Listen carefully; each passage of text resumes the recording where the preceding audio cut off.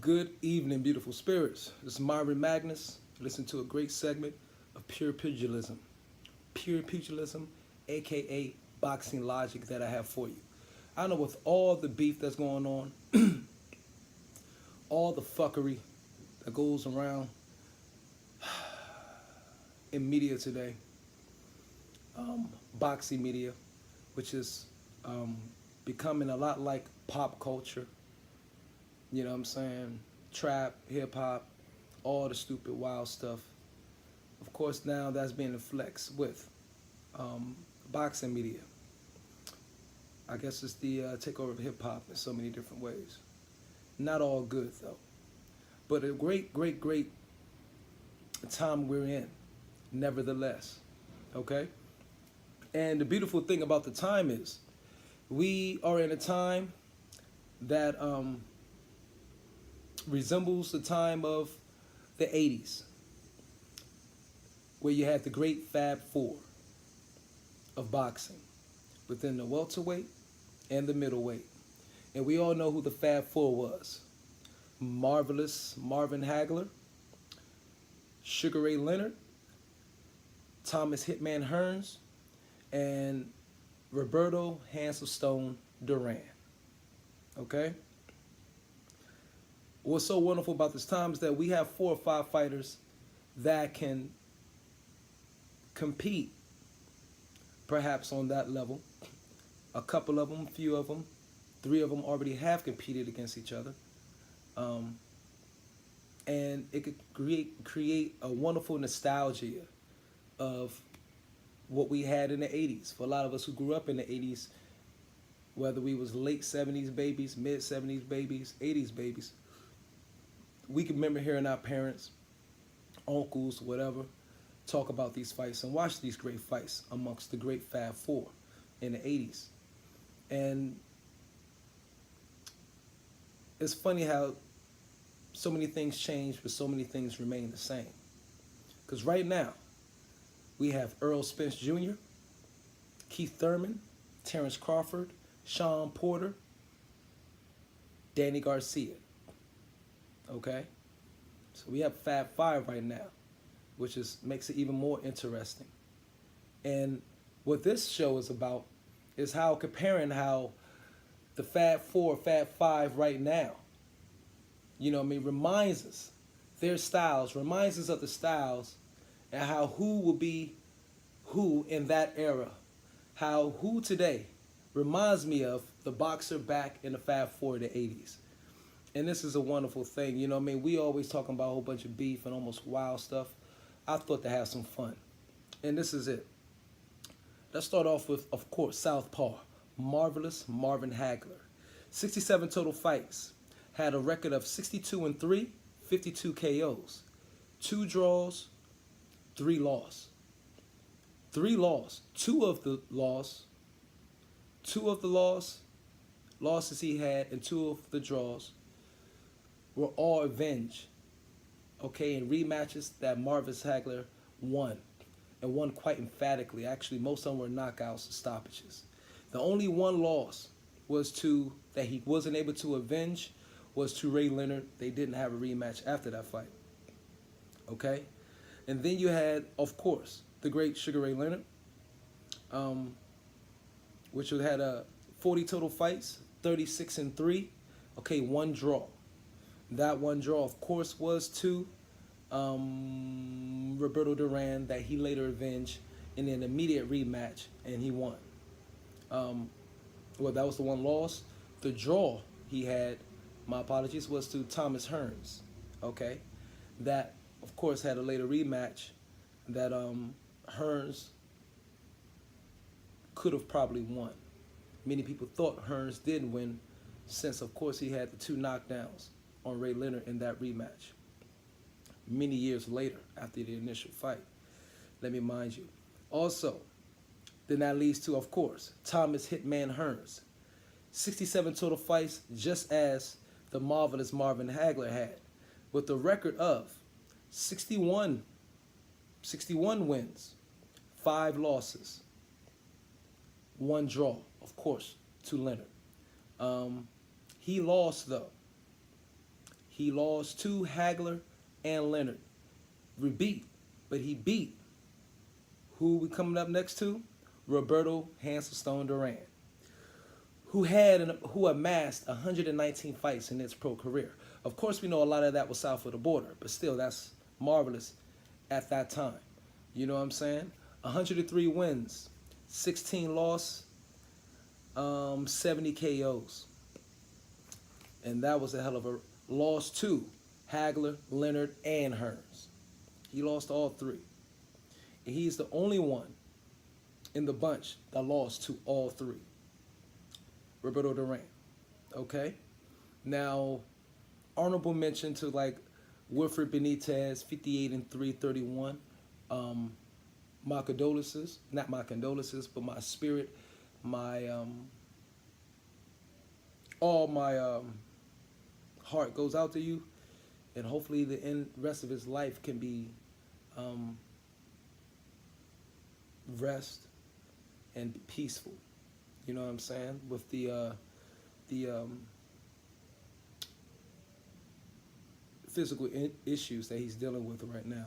Another honorable mention back then that was great at that time, John Mugabe, the great Ugandan, who had a record of 42-7, 39 knockouts. Okay? 1 draw. Now, here's who I think my selection of who today, amongst Errol Spence Jr., Keith Thurman, Danny Garcia, Sean Porter, and of course Terrence Crawford, style-wise, not match up with, but resembles the Fab Four of the 80s. And today, if you said Errol Spence Jr. and you look at the way he fights, how he goes about far as stalking his opponents, going high, low, low, high, with the constant applied aggression, controlled aggression though, he reminds me so much of Marvelous Hagler. All day, all night. You know what I'm saying? That's almost, they fight almost like a spitting image to me. I'm not saying this record will be as marvelous Marvin Hagler's. You know, because Marvelous Marvin Hagler had a hell of a run. I think a 7-year span, 7-year span, 8-year span, 17 title defenses, something like that over that time. Hell of a run, something like that. I'm not sure. Quote me if I'm wrong. Sugar Ray Leonard, all day. Keith Thurman reminds me of Sugar Ray Leonard. Those are the twins today. Keith Thurman, let me say, is the reincarnate, so to speak, of Ray Leonard of the past. How they move around the ring, flurries, combinations, how they are cerebral going through the sport, how they're cerebral within their fights in every way.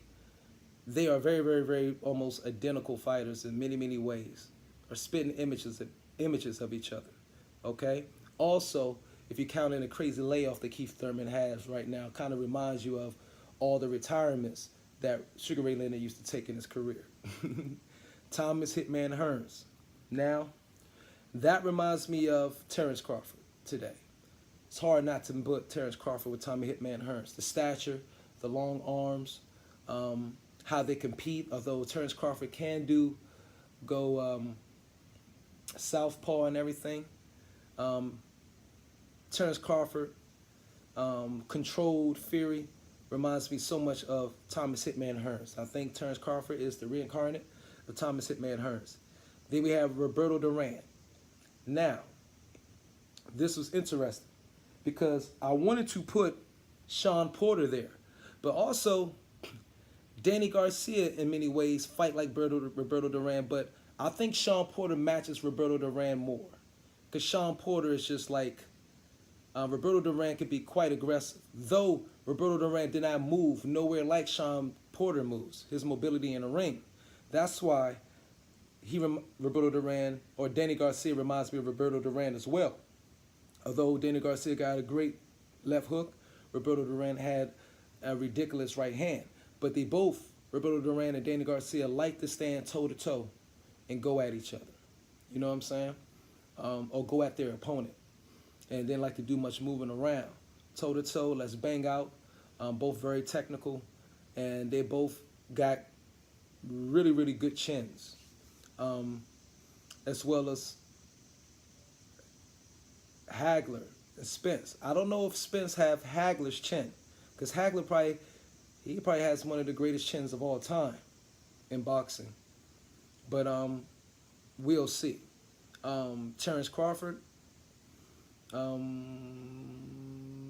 maybe. Right now, Earl Spence Jr., 24-0, 21 knockouts. Compared up to Marvis Hagler, who has 62, 3 losses, 52 knockouts. Thomas Hitman Hearns, 61 and 5. Okay. Terrence Crawford, Tommy Hearns, Terry Crawford, 33-0, 24 knockouts. Thomas Hearns had 48 knockouts. Roberto Hansel-Stone Duran, 103 fights, 16 losses, 70 knockouts. Okay. Sean Porter, 31 and 2 losses, 17 knockouts. Danny Garcia, 34-1, 20 knockouts. You know what I'm saying? But I also put the honorable mentions because in a sort of a sense, I think Danny Garcia kind of reminds me of like a kind of a Wilfred Benitez and John Mugabe, kind of a mix of them two. They both pretty good punchers, can be pretty accurate. Benitez did much, much better defense and movement than a Danny Garcia. John Mugabe would trade with you, though. But had hell of a power John Mugabe, of course, did. So Danny Garcia don't have the power of John Mugabe. As far as stand there and trade with you, Danny Garcia does do that. But he has pretty good defense as well, Danny Garcia, okay? Which Wilfred Benitez, not as much as Wilfred Benitez, but kind of, sort of. So I think Danny Garcia is somewhat, I would say, a hybrid, honestly. And not of a John Mugabe, but Danny Garcia somewhat was a good hybrid of, say, Roberto Duran and Wilfred Benitez. But I think Sean Porter reminds me more of Roberto Duran because Roberto Duran liked to rough you up, tough you up, get in your face if he thought he was much stronger than you. He didn't do that shit with Thomas Hitman Hearns because we saw Hearns knock him clean the fuck out. Okay? He didn't do that too much with Hagler, but he went there, he went at Hagler. They both went at it. Although he was in reckless abandonment rushing Hagler like Roberto Duran tried to rush Sugar Ray Leonard. He didn't do that. So I think Sean Porter would do that. I think Sean Porter might try to do that with everybody. You know what I'm saying? But it will be measured, of course, depending on who he's in front of. So that's why I think Sean Porter reminds me of Roberto Duran. And Danny Garcia, somewhat of Roberto Duran, but Danny Garcia reminds me more of a hybrid of Wilfred Benitez and John Mugabe. But I think we had a wonderful time, you know what I mean, of nostalgia. That could be like a deja vu moment. And we need to appreciate it. I think that's what a lot of fans are fueled and getting kind of hype right now because we got all these top five undefeated, but not undefeated because Sean Porter has 2 losses, but one was to Keith Thurman, okay? Danny Garcia, 1 loss, 34-1, but that one, of course, was to Keith Thurman as well. So Keith Thurman already 2 up, 1 on Porter, 1 on Danny Garcia. So it's rest for the other 3 or 4 to catch up with Thurman, who's already made his mark. But tell me what you think. Tell me how you compare these, the great 4 or 5 of today compared to the great 4 or 5 of the 80s. And man, let's have fun with this discussion. Talk to you later. Thank you. Listen to Boxing Logic, pure pugilism. This is Myron Magnus. One love.